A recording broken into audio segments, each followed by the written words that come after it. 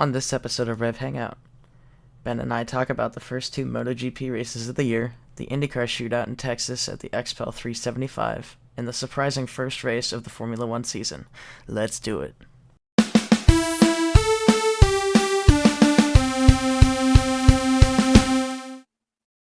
Hello everybody, and welcome back to RevHangout. I'm your host, Nathan Nevue, and alongside me today is my co-host and good friend, Ben Bagley. How are you, Ben? Well, it's another day, another exciting race weekend, and hopefully the first of many. Yes, it's a long season, and if this first F1 race is anything to go by, it's going to be a good one. There's a whole bunch of good races this weekend. Yeah, we've got a ton of things to talk about. It's been a couple of busy weeks in racing, so let's go over some of the results and standings for a few of the series. Then we'll talk about the F1 race. All right, let's start out with MotoGP. The Qatar Grand Prix took place on March 6th. Paolo Espargaro got a great start and led most of the race. With 4 laps to go, Enea Bastianini fought Espargaro for first place. Espargaro braked a little too late into turn 1, which allowed Bastianini and Brad Binder to go through into first and second place respectively.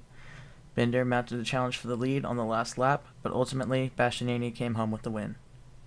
Your top 10 finishers are Enea Bastianini, Brad Binder, Paul Espargaro, Aleix Espargaro, Marc Marquez, Joan Mir, Alex Rins, Johan Zarco, Fabio Quartararo, and Takaaki Nakagami. Moving on to the Indonesian Grand Prix, which happened today on March 20th. It was a wet race, and you could tell that it was really difficult for the riders to find grip on the track. Miguel Oliveira started 7th on the grid, but shot up to first place on lap 1 after a crazy monster start. Jack Miller slotted in behind him and then passed him on lap 2. Oliveira then passed him back on lap 4 and led for most of the rest of the race.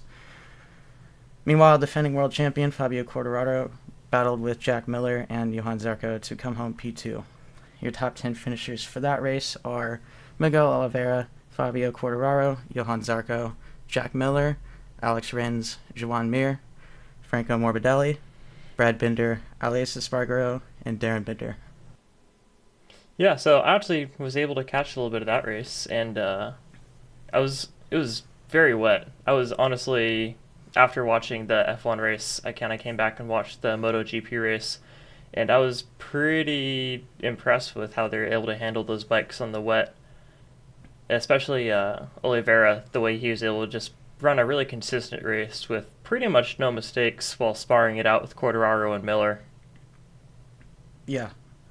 No, the race was there were very deep puddles all over the track in the grooves, and it looked really treacherous.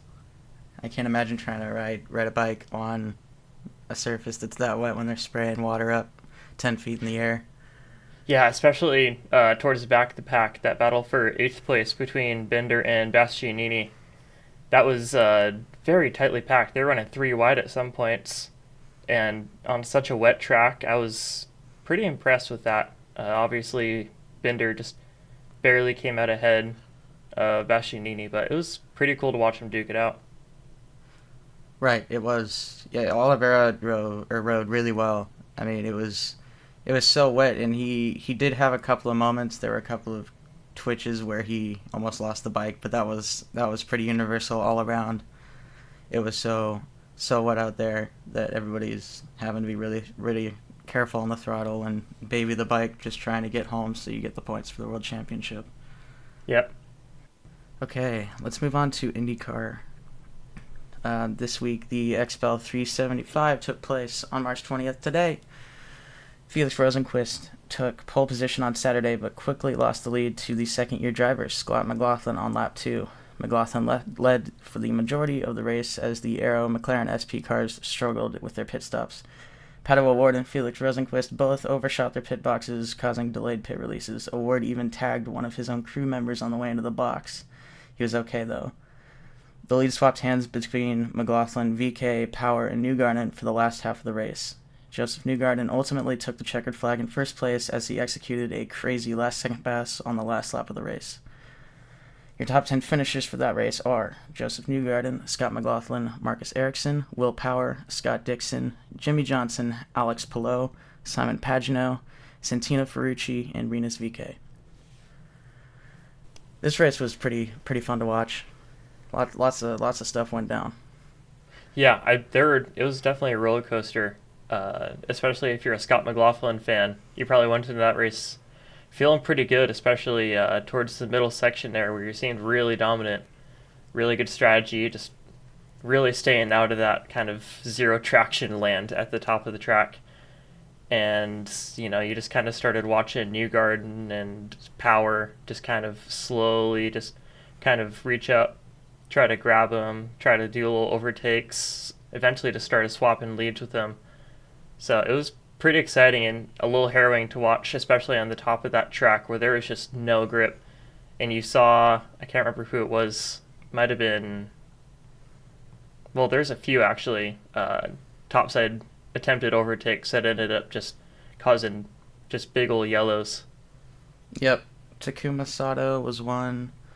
There was one incident with like three drivers. I think one of them was a rookie, and he's the one that caused it. He tried to go down the inside, push the guy who was on the inside outside, and then that took the guy on the outside out into the wall, which then took him out into the other two. Yeah, you could really watch once they hit that top part. If you went into the corner just a little bit too much on that top part before you're done overtaking, you just understeer into the wall, just slide. It was like ice. Yeah, once you get off the line and into the marbles, all the grip is gone, so it takes some guts to pass on the outside. Yeah, which is why it was so impressive watching Newgarden and McLaughlin and Jimmy Johnson too, just pulling off really, really incredible overtakes, even well into the corner. Yes, this was Jimmy Johnson's first top 10 finish, so congratulations to him on that. That's really cool to see him come over to a different series and have success. Yeah, and I know we'll talk about engine problems in the Formula One part of this, but it seems that Andretti had some other problems with power units, with Grosjean and Rossi, where they both were unable to get the position they wanted and just kind of fell out of the race. Yeah, it was unfortunate to watch.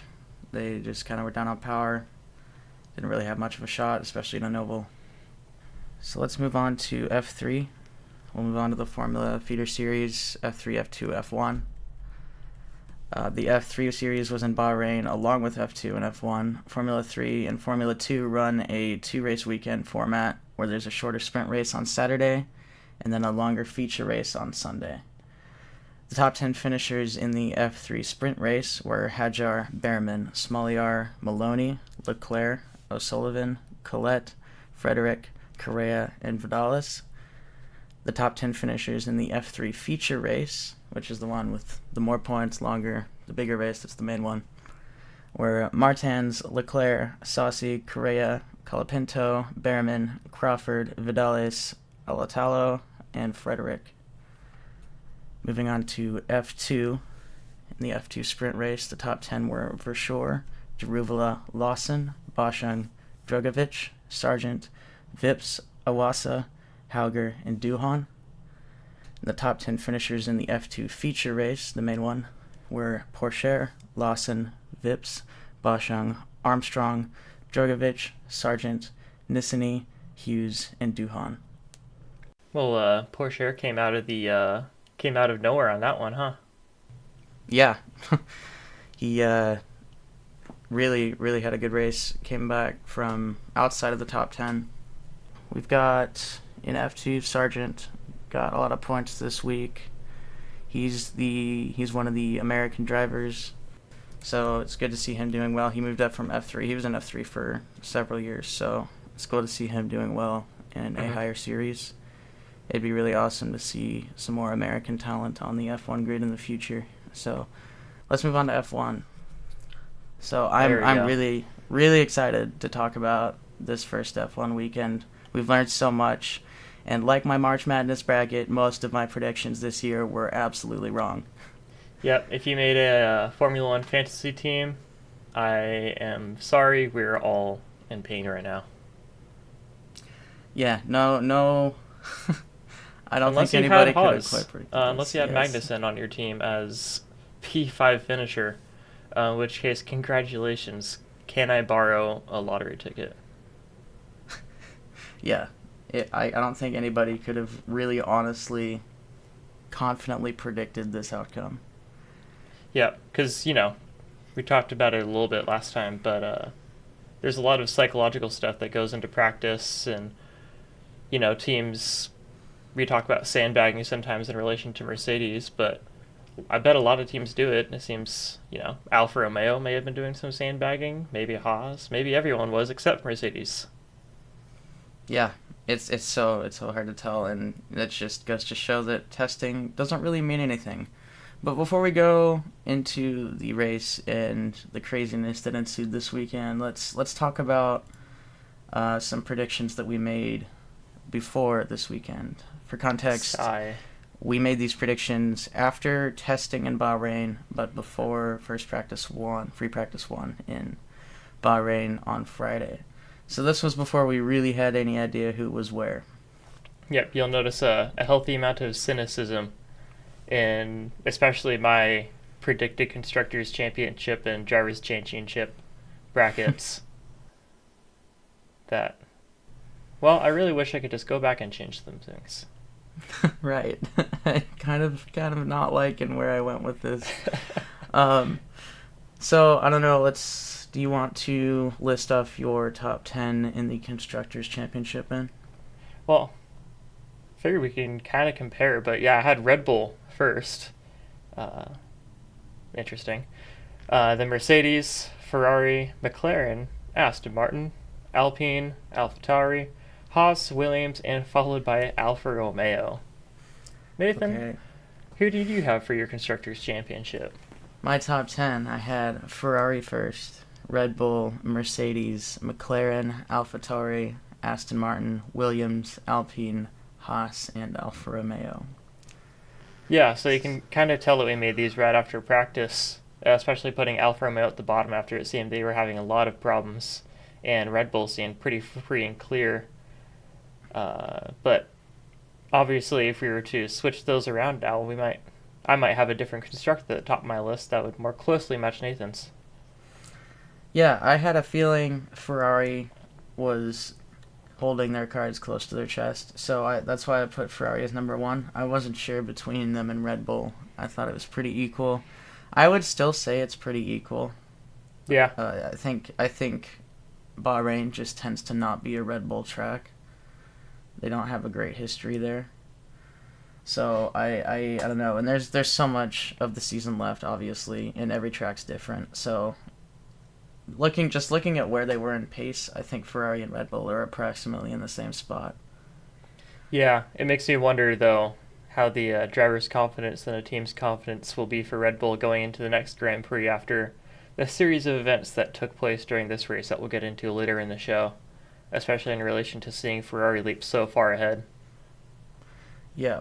So looking at, let's see if there's any Let's look surprise. At our number 4 spot, perhaps. Yeah, McLaren. McLaren did not do well this weekend. Yeah, and I was kind of hoping that McLaren and Ferrari would have a similar situation of maybe punching above third place for constructors, but it seems that the gulf has increased exponentially between the two teams, at least based off of this first race. And while it didn't seem they had any outright mechanical issues at McLaren, it seems that something on their cars is off. And it'll be interesting to see if they're able to rectify the problem or if the drivers are just going to have to come to grips with the new cars and figure out a way around it. Yes. It seems that McLaren is going to have some work to do, catch up. I think they can do it. McLaren's such a massive team in the F1 space. I think this is just probably an off week. They had trouble cooling their brakes the entire time, so I think they'll have some upgrades here in the next couple weeks that should help them out a lot. I don't know the entirety of their problems. I know porpoising is still a big deal for a few of the teams, notably Mercedes. They were bouncing all over down the straights, but as far as our predictions go, we overestimated McLaren and seem to have underestimated Haas and Alfa Romeo.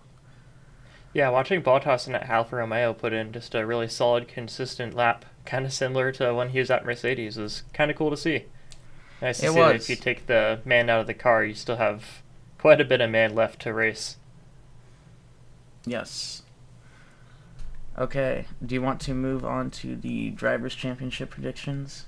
It's quite a lot of drivers, so I might just pick out kind of the top ones that I had and some of the upsets that I noticed based off of what I was predicting. So I don't know if this is obvious or not, but I had Verstappen and Hamilton battling it out for first and second, and that might still happen. We haven't seen anything besides this first race.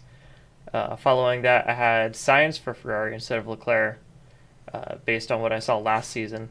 And then I had Norris right in between Sainz and Leclerc at fourth place.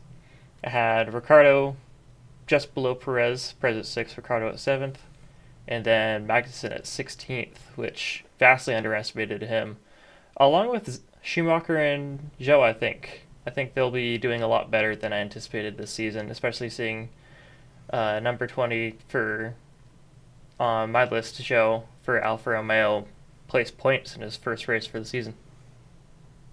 Yes. I was actually very pleasantly surprised. I also have Joe as my number 20 pick, but he came out and scored a point in his debut race. So good job for him. I think that comes from what we saw from Alfa Romeo in the testing, where they just could not get a testing session to go smoothly for them. So I think we both thought there that they were going to be struggling most of the season. We both had Bottas in 14th. I think that's just credit to Bottas. But yes, the Drivers' Championship as it sits right now is vastly different from our predictions. Yeah, I think you still got me beat in the accuracy of your predictions. I don't know how you did that. Hopefully, I can fix that next season.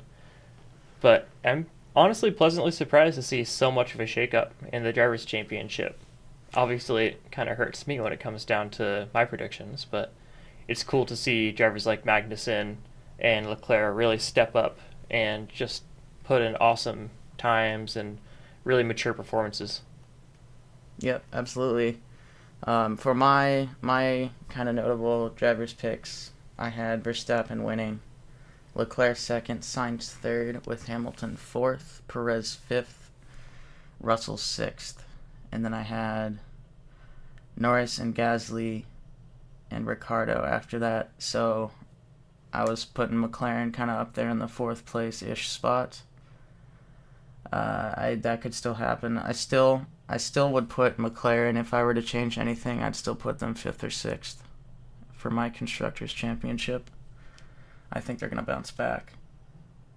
But Yeah, as far as the drivers go, it's really hard to say. I think I might have shortchanged Ocon a little bit. I put him in 13th. Bottas for sure. I put in 14th. He definitely needs to be higher.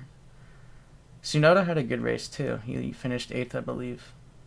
yeah, he did well last time too. His debut in Bahrain ended up with the same performance as Joe, actually, with 10th place performance on his first race in F1. Yep. And then I put Magnussen and Schumacher in 18th and 19th respectively, which I absolutely disagree with now. Yep, a lot of underestimation happening. Who do you think, in terms of constructors, will be competing with each other? I know last season it was kind of Mercedes and Red Bull and Ferrari and McLaren and down from there, but this season I think that's quite a shakeup. Yeah, I would say Ferrari Red Bull is the title fight for sure. McLaren or Mercedes could enter that later in the season, but they need to move fast. Yep. They need to get on top of their car sooner rather than later if they want any shot of winning, because Ferrari looks so fast. Yeah. The most interesting thing for me is I'm not quite sure who's going to be sitting at top of the midfield, though. If we have three really strong teams for this year in Red Bull, Mercedes, and Ferrari, who's going to be kind of heading up the rest of the pack? Do you think McLaren's still going to be able to cinch it, or do you think we're going to have an upset in Haas or Aston Martin? The reason I say McLaren is going to be probably fifth or sixth is because obviously they have work to do, but they have two very, very talented drivers.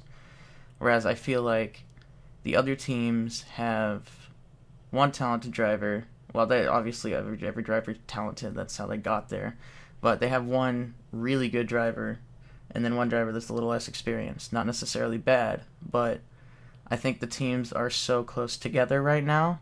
Whereas, like, if you look at the results of the race, the teams weren't really grouped together. It was a lot of one driver.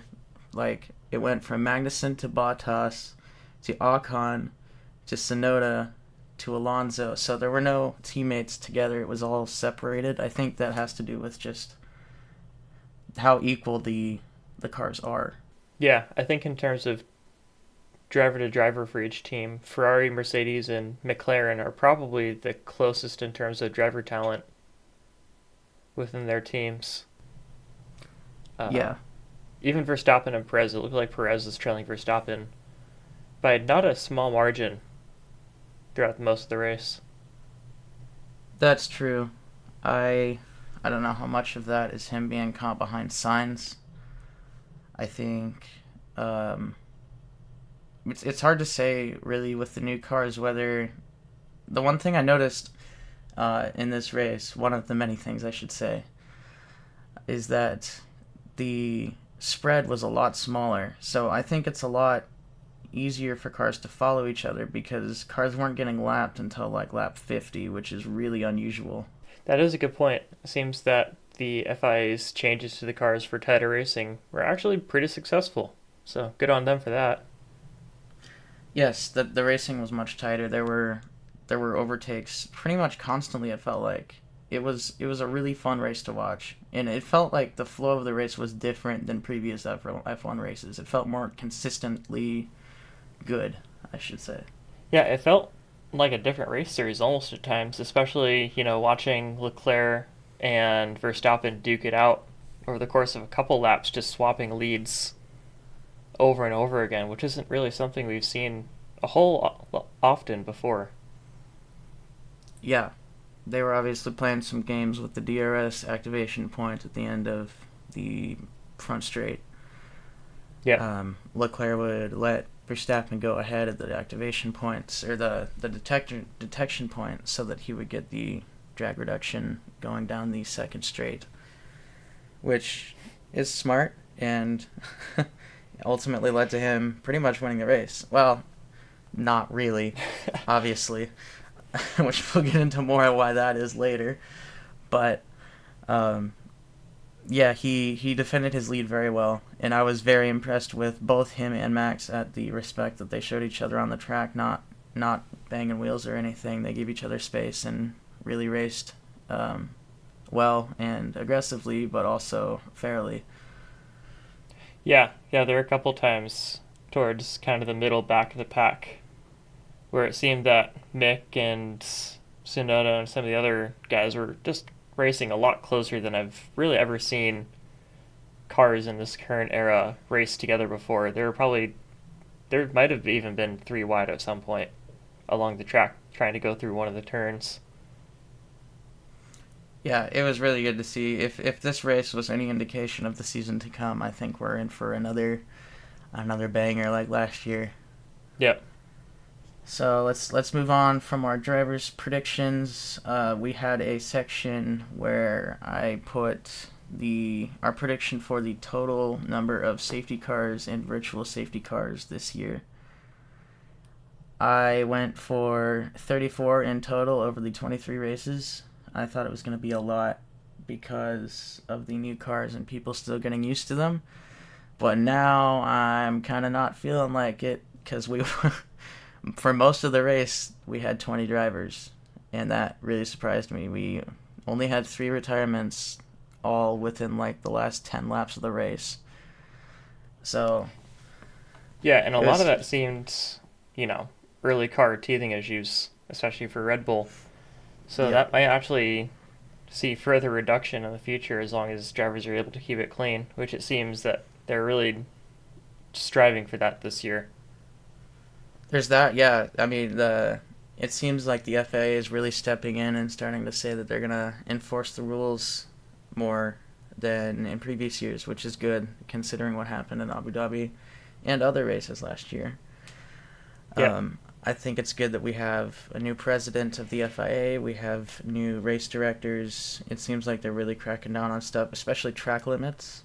They Hmm. are they really enforce strictly that the white line at the edge of the actual track is the limit of the track, and if you go over that, your lap time will be deleted in qualifying, which I think is good because there was so much confusion last year on whether the edge of the track was the edge of the white line or whether it was the edge of the curb on the edge of the track.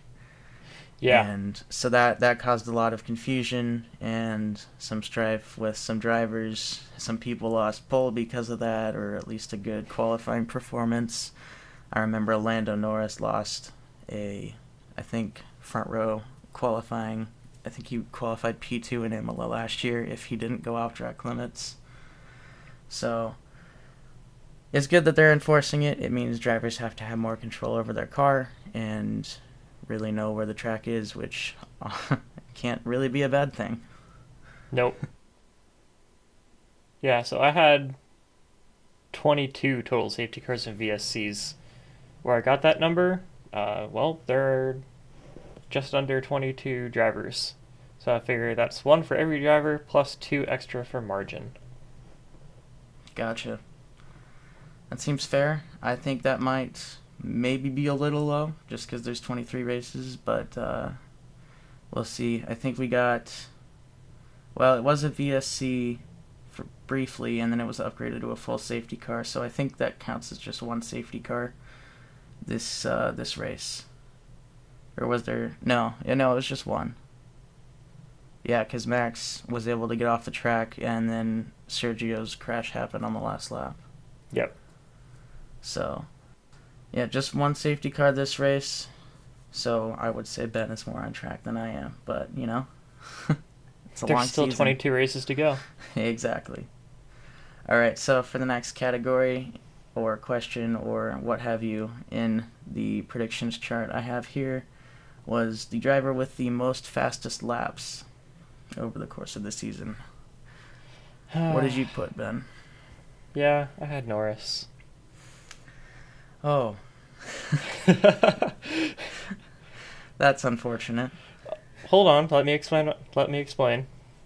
So my thinking was that if McLaren was going to be sparring for, second or third place, which was kind of my hope, that's not where I had them necessarily in my Constructors' Championship, but I can always be bullish on teams, was that if they were going to be fighting for, second or third place, that they're really going to be scraping for that extra point wherever they could get it to stay ahead of Ferrari or Mercedes or Red Bull or whoever they're fighting. So, we generally saw last season that Norris would put in a faster lap than Ricciardo. So it makes sense that if they were going to be going for second, and that kind of implies they weren't getting a whole lot of first place podiums, that they would try to pit at least one of their drivers, and especially their fastest driver, onto softs, kind of like we saw Mercedes do a lot with Bottas last season, and try to get that extra lap point. Yep. No, it makes sense. It's just It did doesn't look make like sense. it's gonna pan out like that. I hate to be the bearer of bad news. I thought I was playing 5D chess out here, but I think blunder. I just blundered, yeah. No, I think that was a solid pick. I would have, yeah, I completely understand it, but it doesn't look like McLaren is there at the moment. So I chose Leclerc, which I'm feeling a little better about that. Yeah. I think he got the fastest lap this race. I believe he got a Grand Slam. I could be wrong, because the Grand Slam is, or is it? I don't know if he has to lead every qualifying session now that I think about it. Because I thought it was pole position, lead every lap, and win the race, and fastest lap. But now I'm thinking you might have to win every qualifying session, which Verstappen was in first in Q2. So he might not have gotten the Grand Slam, but if it's not that, then he did, and that's, I believe, his first Grand Slam, if that's the case, which is really cool for him. It's at least his very first, almost very close Grand Slam. Yes.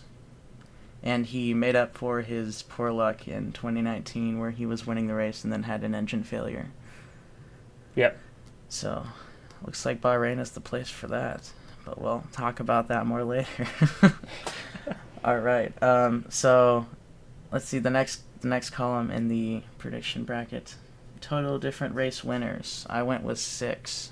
And I went with 10. I thought it would be at least a little more varied than last season. It might not be, looking at that most recent Ferrari 1-2. But we shall see. This is the one that I'm kind of optimistic that I might actually be low close on. Yeah, I wouldn't be surprised. It looks like there's some opportunities for some surprise winners this year. It looks like the cars are generally closer together.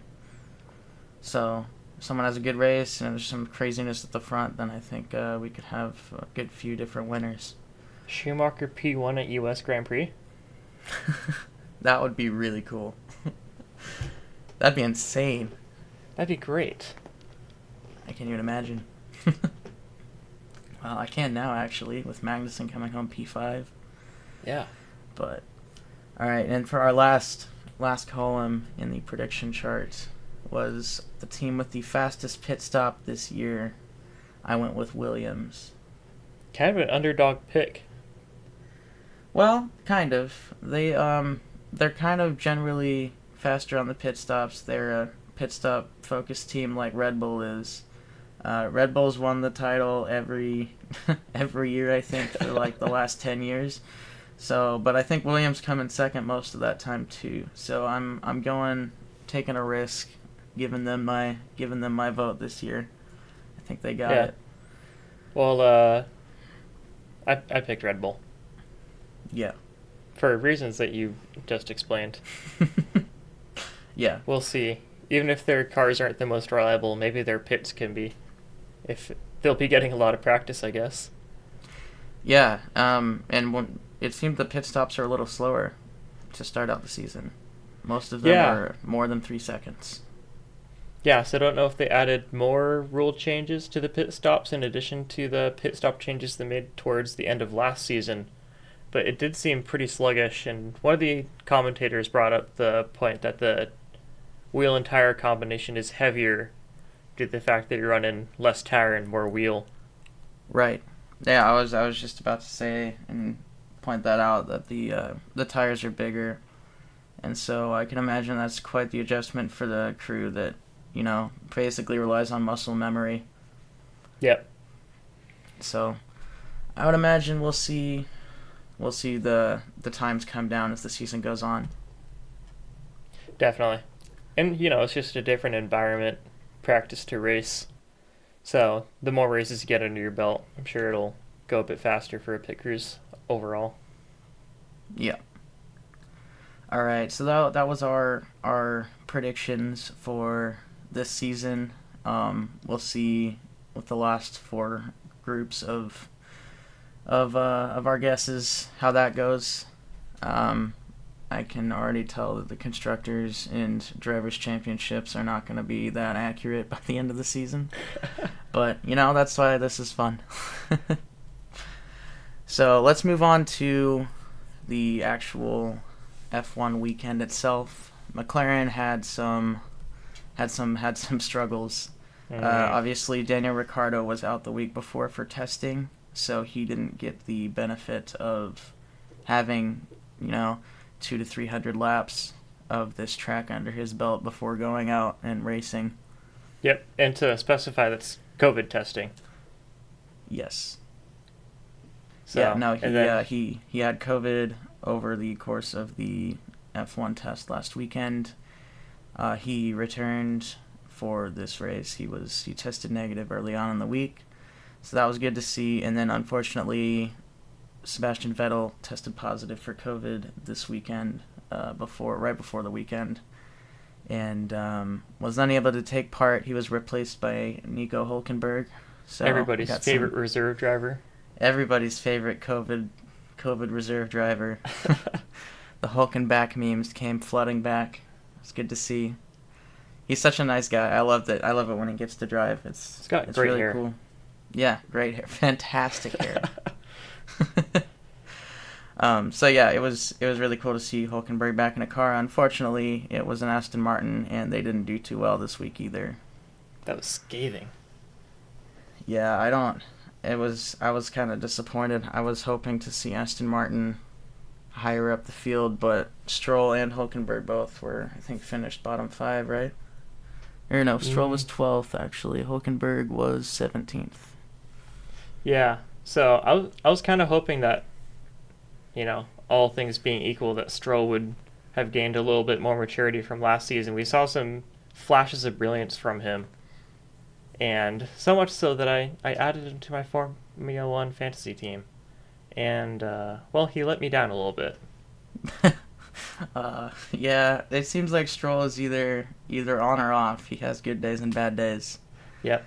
Um, yeah, like you said, has definitely shown that he is a very capable driver. Turkey comes to mind from 2020. Yep. He got pole position, and then I don't remember where he ended up in the race. He got unlucky with some of the tire strategy, but he did really well there, and then he got a couple of podiums, I believe, in Italy and in Bahrain, or Secure, whichever one it was. It might have been Secure. So yeah, he has definitely shown that he has potential as a driver, and he did finish 5 places ahead of Hulkenberg. But we'll see how that unfolds with him and Vettel over the course of the season. I hope that Aston Martin can hopefully up their performance a little bit, along with McLaren. McLaren they had trouble cooling their brakes throughout testing and the weekend. They just had a lot of problems with their car that it didn't seem like they could quite get their heads around. Yep, and it seems Ricciardo is doomed to be jinxed at Bahrain, at least based off of last year and this year. At least for qualifying, didn't seem super confident last year, despite placing pretty okay, and this year I think it just compounded.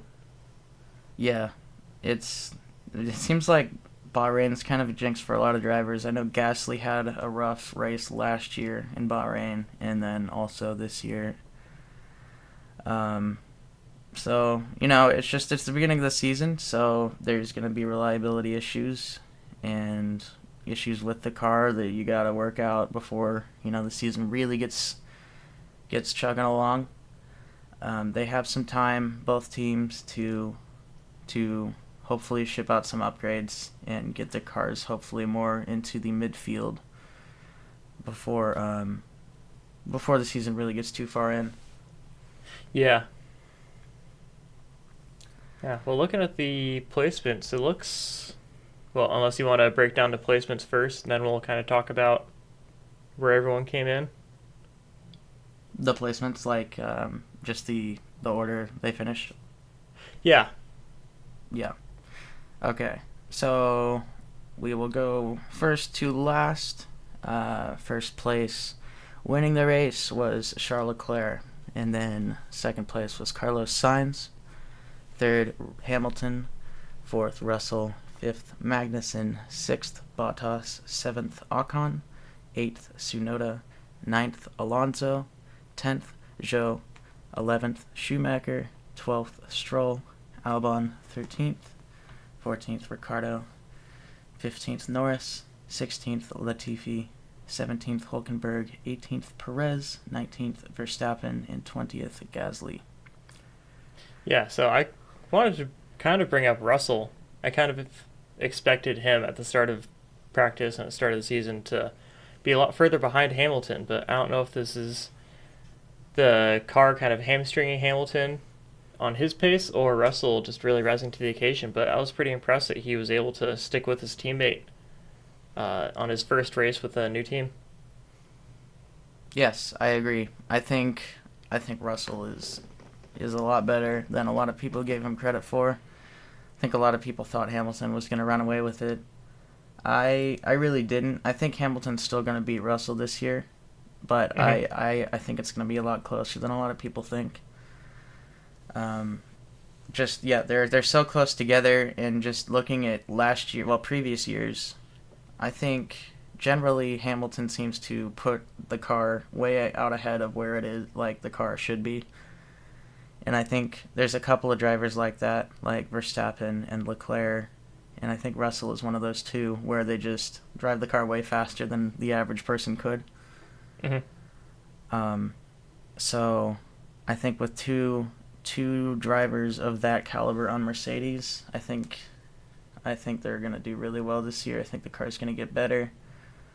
I would say probably the Mercedes isn't too far above the midfield, but I think they just have two really, really talented drivers kind of pushing that car ahead of where it really is. Yeah, really. And talk about top of the midfield. Kevin Magnussen, kind of the big news for the weekend, in addition to the Ferrari one too, getting Haas' car up into 5th place. Yes, looking at the constructor standings at the moment and seeing Haas in 3rd place is jarring, to say the least. Watching a Haas fight a Mercedes on lap 1 at turn 1 was jarring, to say the least. Yep. I'm so happy. I'm so happy for Haas. I'm so happy for Günther Steiner. I'm so happy for everybody there. They're such a lovable team, especially now, with their new driver pairing. I think they're gonna amass a multitude of fans this year, and I think they're gonna do really well. I'm really excited to see how Haas does this year. Yeah, I started hearing a little bit of Star Spangled as he rolled across the finish line. Just feels good. Yeah, I made a comment about needing another American team in F1, but I think if Haas can pick it up, and as it seems they have, I think that'll scratch that itch for me a little bit. But it would still be cool to see Andretti come in the coming years. Yeah, it feels good to have Haas back, feeling a lot more like the team they were before 2020. Right. In 2018, they came in 4th place or 4th or 5th, I believe, in the. Pretty sure it's 4th. Yeah. I hope that they're back. It seems they're back on form. Schumacher would have had a much better race. He came in 11th. I think he would have had a much better race if he wasn't spun out by Ocon at the beginning. Yeah, that was a great catch by him. Oh, yeah. He did a total 360 on the track when he got spun out, but he completely caught it like a pro. Like, he's been driving an F1 car for 10 years. Yeah, I thought that was supposed to be Sebastian Vettel's special skill, but since he's not on the track, I guess Schumacher picked it up for him. Yeah, they are best friends, so I imagine Vettel's giving him some pointers. He's been teaching him how to correct the spinola. Yeah.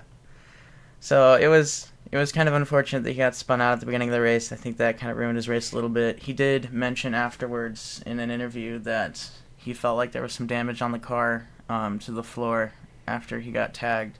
So he felt that the car wasn't up to speed for the rest of the race, and he still managed to make several passes and fight several battles and come home 11th. So I think he had a very good race, and he should be proud of that result. And I know he didn't get points, and he's still waiting for his first points in F1, but I would say they're definitely coming this year. Yeah, I'll be very excited to see both Haas drivers racing at the U.S. Grand Prix. And a car with a nice little American flag on it. But yeah, it's very exciting. Would you like to talk about the big disappointment of this race in terms of overall constructors? Which one? Which one? Red Bull, you mean? Yeah. Yeah, we can talk about Red Bull. We've been teasing the Red Bull conversation all episodes so far. So you get let's move into that. Listening time. I'm not going to make everyone wait till the end to talk about the good stuff. Right. So, a tale of 4 engine suppliers, each one with a very different story to tell. We'll go through that as we go into the Red Bull story. So the Mercedes engine seems to be extraordinarily slow compared to the other 3. Yeah. because the bottom, after qualifying, I believe the bottom, was it 6 or 8 cars were all Mercedes powered except for Zhou. Yes, who is a rookie this year. Yes, so it was either a Mercedes powered car or a rookie in the bottom dregs of the field. The only Mercedes powered car that did remotely okay was Mercedes. So I think they have some problems to work out with their engine. Yeah. Hopefully they can get some more speed out of it. But even Mercedes, like Hamilton was saying, that they're slow in a straight line, and a lot of their gains are coming in the corners. So Yeah, the I would Mercedes say car that, did look pretty good through the corners, but it's a good thing, let's say, that Mercedes has experience with dropping hot rods into the back of their cars midway through the season. yeah, they will need to follow suit. They will need to do that again if they want to hopefully challenge for the title. So yes, the Mercedes engines, they are supplied to Aston Martin, Williams, and McLaren, and then obviously Mercedes runs Mercedes engines. So those are the teams to hopefully improve in the coming weeks. If we can get some engine upgrades for those guys, I think that would help McLaren out a lot. Even Williams looks good if they can get their straight line speed up. Yep. So I think there's some work to do there for Mercedes. And the good news about the way engines work in F1 and engine supplying especially is that if Mercedes upgrades their engine, they have to pass down those upgrades to these supply teams. Yep. And it's not vice versa. So McLaren can upgrade the Mercedes engine, or at least the adjacent parts, without having to pass those on to anybody else. So that's kind of the benefit of buying from a team, but you don't get to really have a say in the overall basic design of the engine, which is where the trade-off is. Yep. Yeah, if they give you a tractor, then, well, I guess you're stuck upgrading the tractor for a little bit. Right, and I think, that's what happened to Ferrari after they got caught doing some shady things a couple of years ago, and then all the Ferrari Allegedly. supplied team, yeah, right, allegedly. Then, like, mysteriously, all of the Ferrari powered teams dropped to the back after they got this alleged slap on the wrist. Allegedly, yeah. Right. Yeah. Well, then, on the opposite of the Mercedes slow tractor engine, you have Red Bull, which is now Red Bull Honda Motors, I think, going with the much vaunted glass cannon approach. Yes, they are very fast. They can easily compete with the Ferrari engines, but reliability is the big question mark right now. And right now, the question mark is very much an exclamation point. Yes. a very explosive and fiery exclamation point. Yeah, which I thought it was interesting that out of the 3 Red Bull powered cars that failed this race, they all failed in very different ways. Yes, so 3 of the 4 Red Bull powered cars did not finish the race due to reliability problems. Gasly's engine, the MGUK failed and caught on fire, and so he lost all power and had to pull over before he, got warm. Yeah, got a little hot.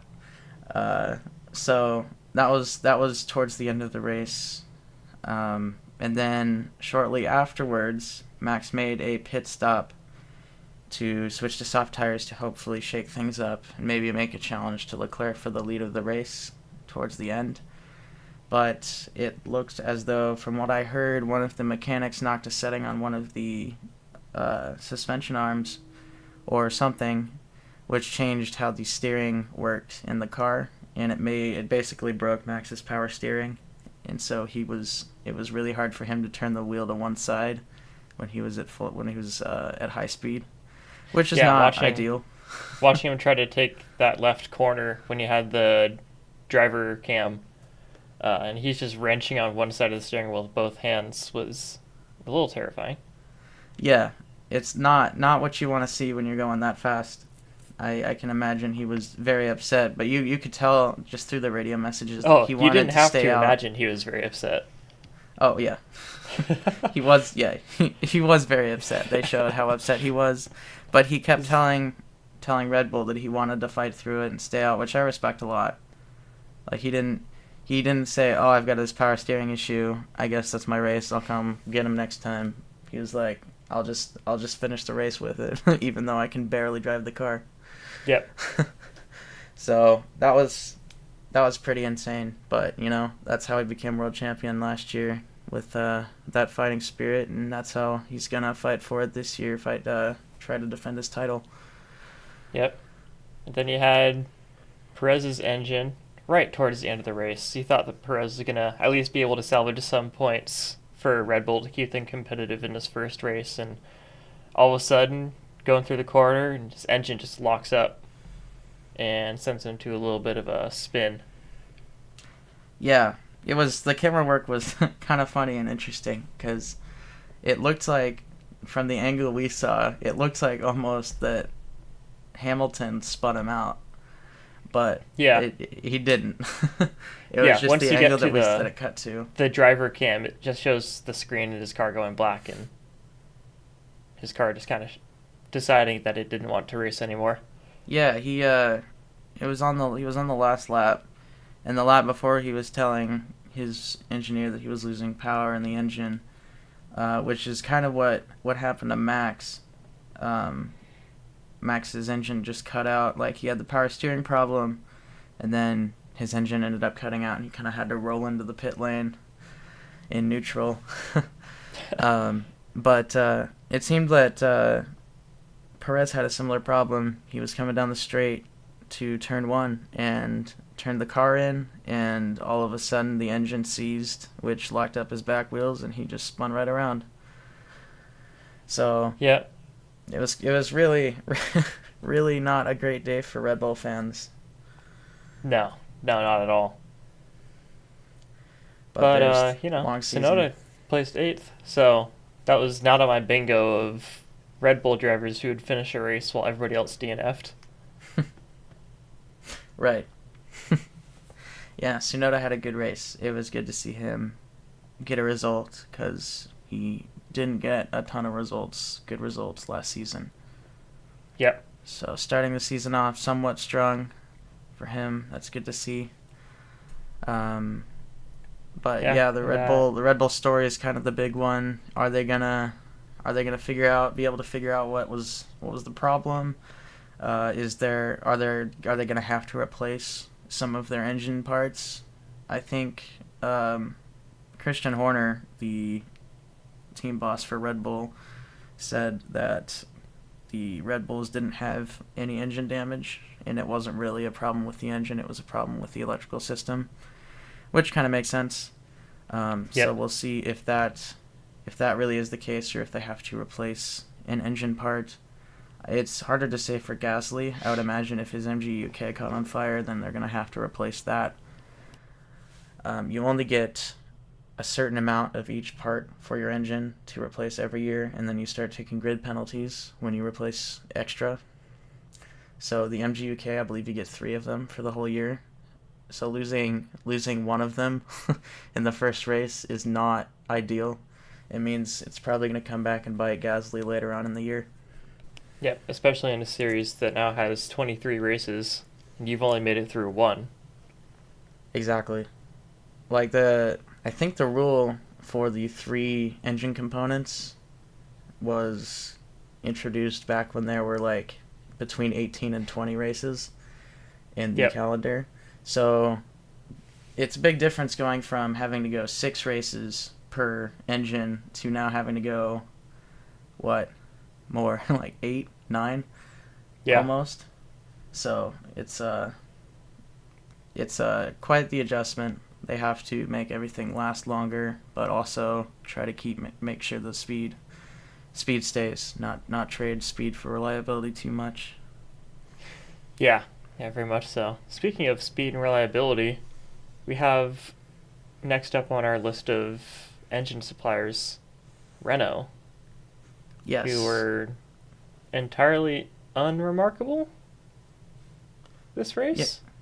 Yeah. I would say so, but at the same time, they were better than Mercedes in that aspect. I would say being unremarkable is better than being slow.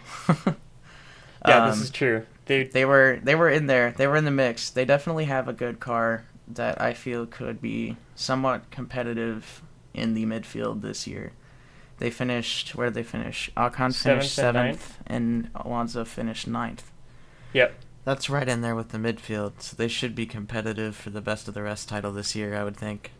Yeah. Do you see, because obviously Red Bull is going to have to make some changes and Mercedes is going to have to make some changes. Do you see Renault making any changes to their engine to try and keep up, or do you think they're going to leave things that aren't broken as they are and try to focus on other parts of the car to gain some speed? I think they'll make changes as the season goes on, just like any other team. I don't think they're as far behind as Mercedes is.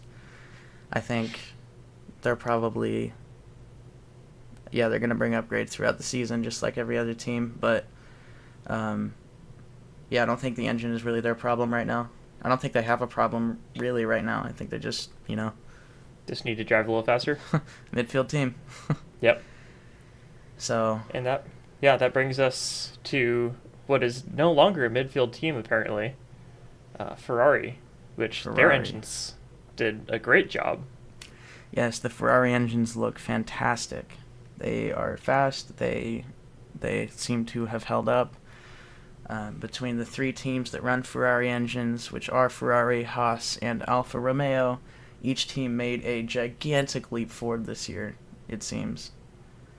So I would attribute it's there's so many factors that go into whether a team does well or poorly, but looking at the results and then looking at the engine suppliers seems to tell that kind of story. Yeah, I mean, out of the top 10 finishers for points, you have 1, 2, 3, 4, 5. So half of the grid that placed in points was running a Ferrari engine. Yep. That's 5 of the 6 Ferrari runners finished in the top 10? Yep. And Schumacher finished 11th. So It was almost 6 for 6 in the top 10, which is pretty good. It's a pretty impressive track record. Yeah, they nailed their engine this year, and so I think they're looking pretty solid, and the upgrades they bring to their chassis and engine will only help them. Yeah, and crucially, they don't look too fast this season. Yes, they look fast, but they also look unsuspiciously fast. Yeah. So hopefully that is the case, and we don't have another 2019 situation on our hands. But I can't imagine they would do that again, especially this soon after last time. Allegedly. Allegedly. Yeah. All right. So let's see. I think that's pretty much all we got on the docket today. Was there anything else that happened in the race that we missed? I don't think so. I was going to ask what your predictions for the next race was. Predictions for the next race. Let's see. We're racing at Saudi Arabia. Yep. Street circuit, long straights, really high speed corners. I'm gonna say Sainz first, followed by Leclerc, Verstappen, and Russell. Interesting. Yeah, I think then I'll go Perez fifth. I'll do my Perez top 5 fifth. there. Okay, top 5. Yeah, long straights, but really tight corners. Because Mercedes is actually, for how slow their cars were on the straights, they were doing pretty stonking well in the corners. High speed corners, yeah. That's why I put Russell 4th. Yeah, so I might have to go. I think I'm gonna go Leclerc, Verstappen, Hamilton, Perez, Russell. You don't put Sainz in the top 5? I don't know. It seemed he was. I mean, he was doing pretty well at this race, but I think when it comes down to it, do you think Sainz is a better driver than uh, Hamilton when it comes down to those high speed corners? Um, I don't know. I don't know if it. I would just say Sainz has a way better car this year at the moment. Yeah, I'm gonna put that as my dark horse The Sainz is your dark standings. horse. Okay, I'm gonna put K Mag as my dark horse. Magnussen might pull in another fifth place. Interesting. Instead of Perez. Yeah, Alrighty. Perez has a history at this track already. So, Yeah, that's true. well, of course, a lot of drivers do. Last season, Saudi Arabia was actually insane. Yes. There were quite a few controversial moments. So So let's you're not hope putting that Latifi as your dark horse fifth place. not this time, not this time around.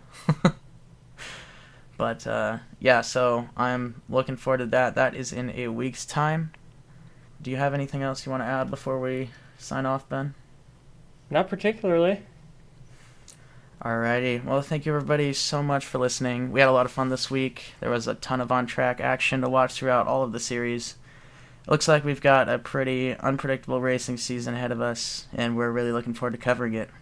So if you enjoyed today's episode of RevHangout, do us a huge favor and leave a like or rating on the platform you listened on. It would really help us out. We will be back next week to talk about the Sebring 12-hour race that just happened and the Saudi Arabia Grand Prix that's happening on next Sunday. We all know how exciting those races can be, so make sure you tune in next time. I have been Nathan. And this has been Ben. We'll talk to you guys next time. Bye-bye. See you guys.